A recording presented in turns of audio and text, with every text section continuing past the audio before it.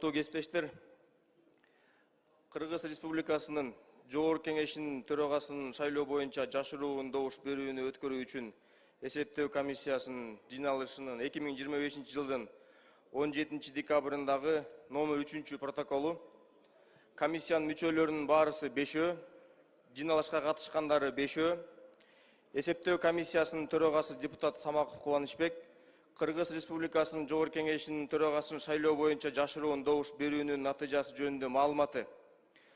Бардыгы 87 бюллетен даярдалган, добуш берүү үчүн 87 бюллетен берилген. Добуш берүү үчүн урна ачканда 87 бюллетен чыкты. Жараксыз жок, керектен чыгарылганы дагы жок. Кыргыз Республикасынын Жогорку Кеңешинин төрагасынын шайлоо боюнча жашыруун добуш берүүнүн натыйжасында депутат Нурланбек Тургунбек уулунун талапкерлиги үчүн макул 84, каршы 3. Чечилди. Жашыруун добуш берүүнүн жыйынтыгы боюнча Кыргыз Республикасынын Жогорку Кеңешинин төрагалыгына депутат Нурланбек Тургунбек уулу шайланды. Комиссиянын мүчөлөрү.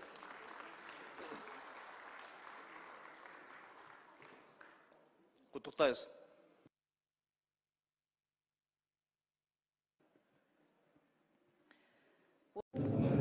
Жаңы мыйзамдар керек жок. Күч түзүмдөрүндө коррупция жөнүндө айтып бересиз. Ошол кандай механизмдер изилдеп атасыз? Күч түзүмдөрү Неотвратимость наказания деген бар. Şimdi консулта да айтып атат да, күч түзүмдөрү көзөмөлдү калды депчи. Ошону эл өкүлдөрү көзөмөлдөй аласыздарбы? Алгачкы 100 күндө сиздин мен ушуну сөзсүз тез арада ишке ашырышым керек деген планыңыз кайсы? Азыр эң биринчиден сиз билгендей жол кырсык айынан аябай көп адам каза болуп атат. Жабыркагандар да көп, балдар да көп арасында.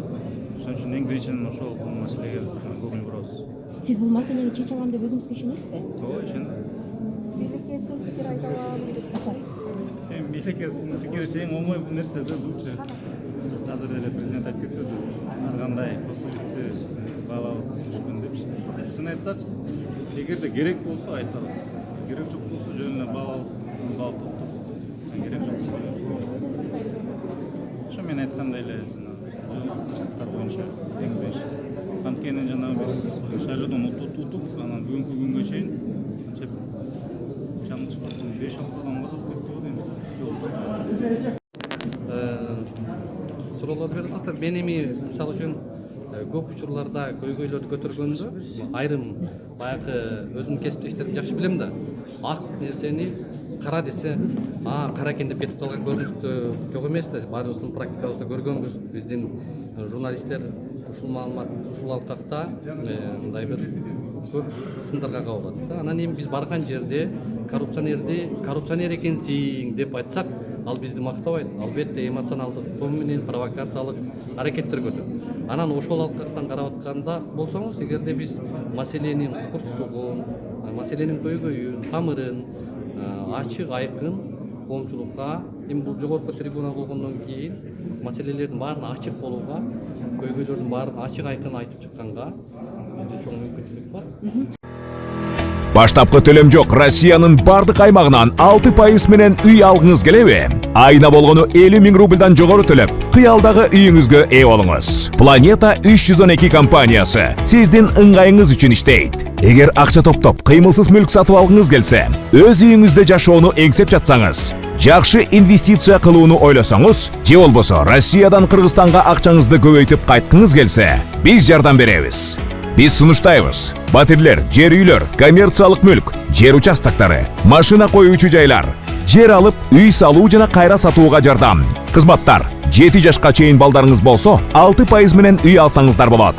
Банктан ипотека алууда одобрение, юридикалык тазалыкты текшерүү, рефинанс кылуу, сатып алуу, сатууда коштоо, страховка жана салык кайтарым, налоговый вычет. Биздин дарек: Волгоградский проспект 28, строение 1, офис 238. Байланыш номерлер: +7926 826 0822, +7965 311 53 51. Planeta 312. Биз менен үй алуу мүмкүнчүлүгү ар бир адамга жеткиликтүү. Баштапкы төлөмсүз. Шашылыңыз.